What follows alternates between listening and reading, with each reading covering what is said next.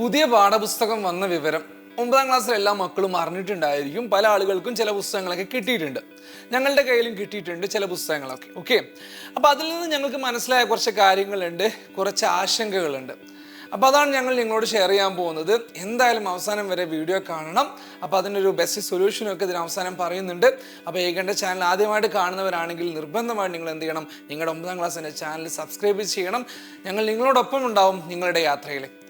അപ്പോൾ നമ്മുടെ 9ാം ക്ലാസ്സിൻ്റെ ടെക്സ്റ്റ് ബുക്കിൽ ഞങ്ങളുടെ കയ്യിൽ ആദ്യം കിട്ടിയത് സോഷ്യൽ സയൻസിൻ്റെ ടെക്സ്റ്റ് ബുക്കായിരുന്നു.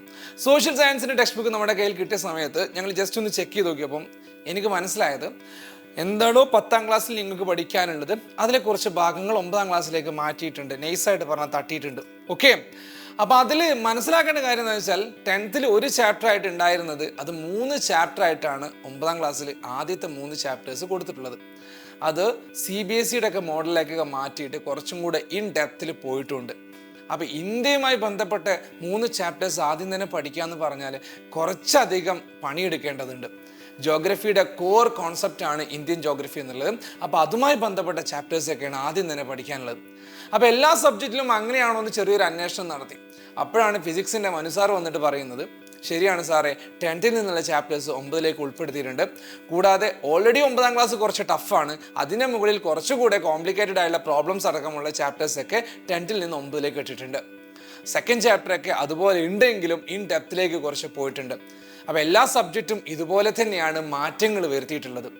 കുട്ടികളുടെ ഭാഗത്തു നിന്ന് ചിന്തിക്കുമ്പം കുറച്ച് ടഫായിട്ട് മാറിയിട്ടുണ്ട്.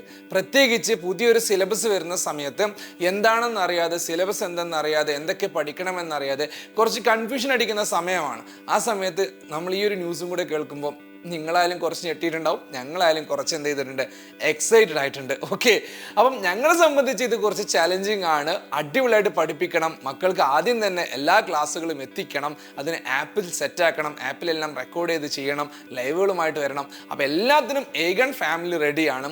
കൂടുതൽ അപ്ഡേറ്റ്സ് ഇനിയും വരാനുണ്ട്. ഏതൊക്കെയാണ് ആ ചാപ്റ്റേഴ്സ്, അതിൻ്റെ പുതിയ വിശേഷങ്ങൾ എന്തൊക്കെയാണ്, ഓരോ വിഷയങ്ങളെയും പരിചയപ്പെടുത്താൻ വേണ്ടി അതത് ഫാക്കൽറ്റീസ് നിങ്ങളെ തേടി വരും. അപ്പോൾ ചുരുക്കി പറഞ്ഞാൽ 9ാം ക്ലാസ്സിലെ പുതിയ സിലബസ് എന്നുള്ളത് കുറച്ച് കട്ടിയാണ് ചുരുക്കത്തിൽ. ഓക്കെ, ഇത്തിരി കട്ടി കൂട്ടിയിട്ടുണ്ട്. ആ കട്ടി കൂട്ടിയതിന് നമുക്ക് എന്ത് ചെയ്യണം, മുറിച്ചെടുക്കുക മാത്രമല്ല എളുപ്പമാക്കി മാറ്റുകയും വേണം. ഏകൺ ഉണ്ടായിരിക്കും കൂടെ. കൂടുതൽ അപ്ഡേറ്റ്സിന് വേണ്ടി നിങ്ങൾ ആദ്യം തന്നെ ചെയ്യേണ്ടത് നമ്മുടെ ചാനൽ സബ്സ്ക്രൈബ് ചെയ്യുക എന്നുള്ളതാണ്. നമുക്ക് ടെക്സ്റ്റ് ബുക്ക് നമ്മുടെ കയ്യിൽ കിട്ടിയിട്ടുണ്ട്, പക്ഷേ അതിൻ്റെ ഇൻ ഡെപ്തിലേക്കുള്ള പോക്ക് എങ്ങനെയായിരിക്കണം, അതിനോടുള്ള അപ്രോച്ച് എങ്ങനെയായിരിക്കണം, ശരിയായ രീതിയിൽ എങ്ങനെയാണ് അതെല്ലാം പഠിച്ചെടുക്കുക, അതിനൊരു കറക്റ്റ് ഗൈഡൻസ് നമ്മുടെ ചാനലിലൂടെ ഏകണ്ട ആപ്പിലൂടെ നിങ്ങൾക്ക് കിട്ടുന്നതായിരിക്കും. അപ്പോൾ ഓൾറെഡി നമ്മൾ ഇൻഫോം ചെയ്താണ് 9ാം ക്ലാസ്സിലേക്ക് നേരെ ഇങ്ങ് ജോയിൻ ചെയ്യുക നമ്മുടെ ആപ്പിൽ. രണ്ടാമത്തെ കാര്യം, നമ്മുടെ ചാനൽ എപ്പോഴും ഫോളോ ചെയ്തുകൊണ്ടിരിക്കുക. അപ്പോൾ ഞാൻ ഫസൽ സാർ, നിങ്ങളുടെ സ്വന്തം ഫസൽ സാർ, ഞാൻ ഇപ്പോൾ പോകുന്നു. ഇനിയും നമ്മൾ കാണും ഈ ചാനലിലൂടെ, ഏകൺ ആപ്പിലൂടെ കൂടുതൽ വിവരങ്ങളുമായിട്ട്. Thank you, bye, see U.